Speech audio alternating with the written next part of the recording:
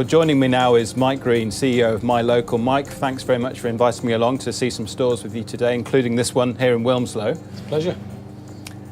Tell us about your career, Mike, in retail. You know, where did it start and the different businesses you've worked with up to this point? Yeah, well, actually, I never intended to start off in retail. My mum was always keen for me to go into accounting or banking or a safe industry. And I think a lot of people are in that position, especially if they're not particularly academic, which was myself at school.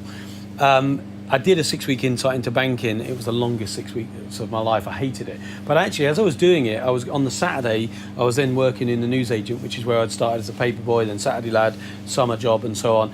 And I got the direct comparison, and I realised that 8 hours in retail went in a flash. 8 hours in banking felt like a week. It was just not right for me. So even though that suits some people, it wasn't for my behaviour. And I just loved retail. I loved the fact that you could take merchandising, you could make it look a bit better, it sold more. You could change it around, it sold more. So you were able to actually influence what was happening, what shoppers would buy.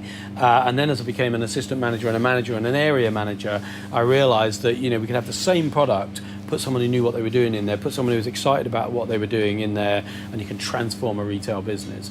And so it just became a part of who I am. And then Spa are doing their 8 till late in the UK after John Irish and Bob Sparing had gone across to America, seen convenience grow, and they saw little C-stores, or they weren't even called C-stores then, they were corner shops, closing down, and they realised that as supermarkets were becoming bigger one-stop shopping, if they didn't do something differently, they wouldn't survive. So I remember joining the 8 till 8 development team under John Irish, and he was saying, you've got to open as early as 8. Now it'd be 6, but you've got to open until 11. You've got to be open 7 days a week. That was with Spa in the UK. That was with Spa, and at the time, and we're talking 30 years ago, or slightly less than, but a lot of C-stores were shut all day Sunday, they were shut half day Saturday, they were shut half day Wednesday or Thursday, and they were struggling, and he got them to realise that there was a different way to approach it. And so I joined that 8 till 8 development team. Fantastically exciting time, fantastically inspirational. He's a very inspirational man, John Irish, wasn't he? I knew him quite well. And still got bags of energy. And what he would say is, he would tell us the kind of stuff. We'd go out, we'd learn and speak to retailers, and retailers would be saying to me, listen, Sonny, I've been in retail longer than you've been alive. What makes you think you could tell me something different? I said, well, you know, I'm working with John Irish. He's a great guy. He knows retail. We've done research. We're looking at, if you let me change this confectionery display for you, and we took a Polaroid then because we didn't have digital or any of this, if it doesn't grow sales, we'll guarantee you that we'll cover the difference. And if you open longer hours, if your sales don't grow, we'll cover the difference. And I'll come back and I'll put it back to where it was in a month. And then I'd come back the following month and say, that's been really good. Can you change my beers, wines and spirits? And then we'd get onto whole stores. And it got me excited about developing shops. And then I started to work for oil companies, developing convenience stores for them. And just got more and more into the psychology and the science of store development, whether that was smell, sound, colour. So good bread smells or bakery smells get your gastric juices start flowing, make you hungry, so you buy more, whether or not you buy those products. And certain colours, different lighting can change it. So there's psychological marketing. You can get really basic retail, but if you wanted to get scientific about it, there's so much you can do to influence behaviour positively. And you spent many years at HIM, and I'd say during that time, you know, you became very recognised globally as a leader in our industry. Thank you. So it's the case. Yeah. Tell us about that experience, that international, where you got some international experience of the industry as well. I'd already done a bit of international because in Conoco, when I worked for them running their shops team, I did a 16-country pan-European best practice sharing program where we'd look at which countries were doing what well. And it was great to say, okay, in Germany, what are they doing differently, better, best? How can we emulate that in the UK? In the UK, what are we doing differently, better, best? How can we take that throughout Europe? And it was sharing. And at the same time, I then asked Jeff Harris, who was the founder of HIM, Harris International Marketing, if he could give us some of his shopper knowledge, shopper research. The guy was a god of retail, quite frankly.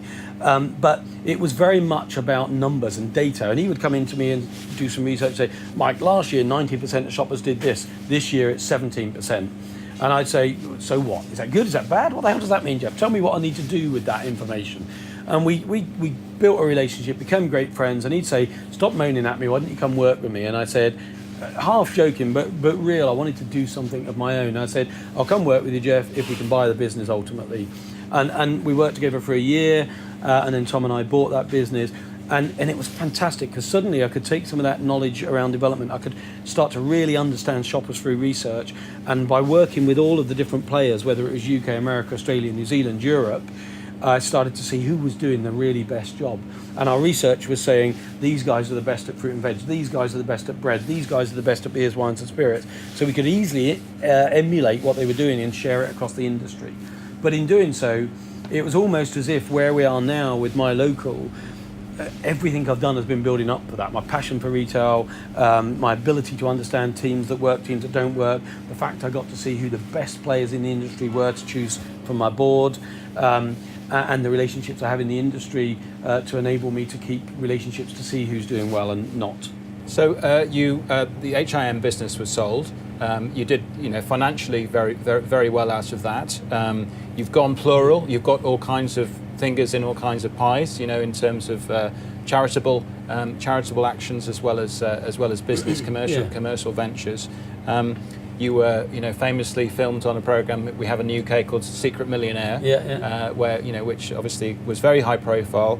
So why the hell, Mike? Why come back to? We've got a passion for retail. Yeah. I mean, that's obvious, always been obvious. But why come back in such a big way when you didn't need to? I mean, where does the drive come from, Mike? Well, and it's interesting because I come from a challenge background myself. When I was 4, we used to go down my nan's caravan on the east coast of the UK, and one summer holiday we were down there, my dad sold the house, did a runner, went off.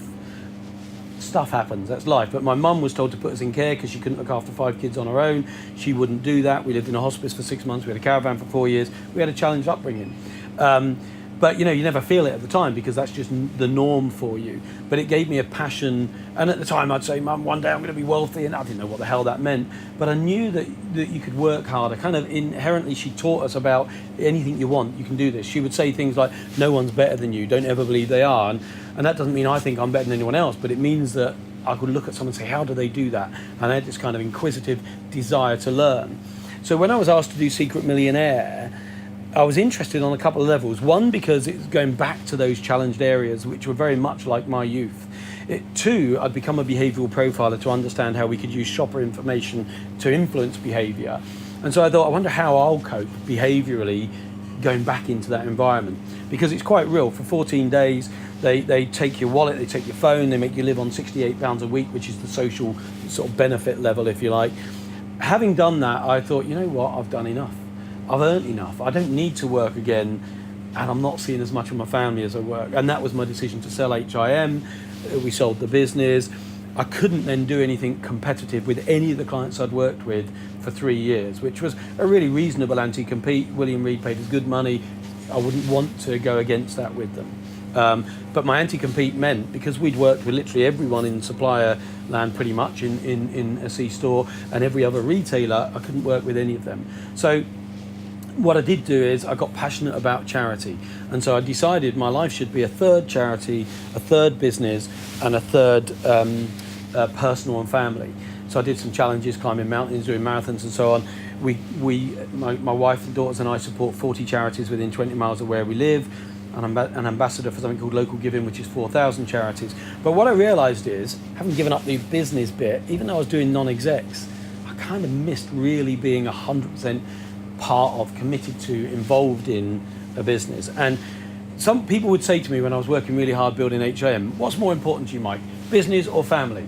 And I'd say, well, obviously it's family. But it's a bit like asking, which arm do you want me to cut off? Well, if you ask me that question, I'd say my left arm because I'm right-handed. But why would I want one of my arms cut off? The reality is, what I do in business, what I love doing in retail, is as much a part of me as my family or anything I do personally. So the time out and the time looking at other businesses in the last few years enabled me to think, you know what, charity is important, will always be important to me. My family is important, will always be important to me, but so is being able to be involved in retail and business. And so when this opportunity came about, it was a no-brainer and I jumped in feet first.